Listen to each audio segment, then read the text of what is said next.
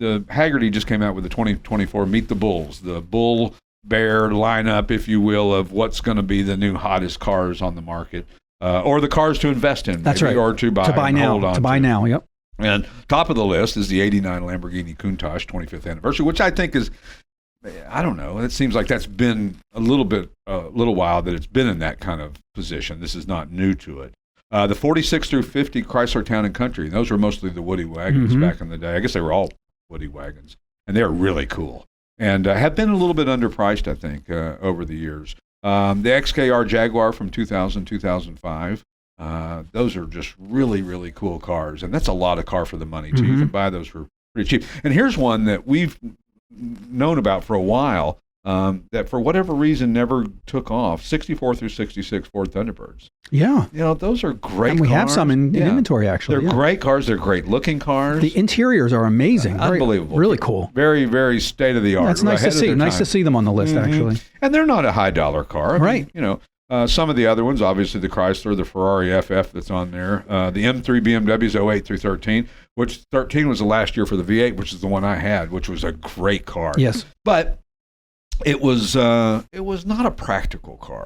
It was I mean, you think, oh, it's a BMW coupe, so it's going to be smooth and this and that, but it was a lot of car. I mean, the brakes were very good, which, when I say that, I'm not saying that necessarily complimentary. They were so good that they just literally almost throw you through the dash. Right. And then either you were on it, and if you weren't on it on the accelerator, then it really had a weird, it was hunting around for gears. And I mean, when you were foot to the floor, that thing was unbelievable. Really. Here to Reading.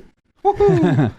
You know, just an amazing car. And then last but not least, the 1997 through 2002 Plymouth Prowler, which we have, I don't know. 4. We have 4 of them in inventory right now. Yeah, yep. Didn't we just feature those? And or we are featuring them. It's great that they're on the list and as investments, really. Yeah. And we have some spectacular examples in stock here. And also, I want to say, we talked about shooting brakes last week, and the FF is on here. I'm kind of disappointed to see them because their prices were dropping. Yeah, you might have been able to afford one. Right, and well, not really, but maybe in a year or two.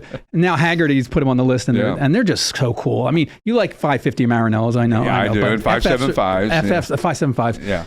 FFs are my favorite, and the Lusso that came out later, which is also a shooting brake.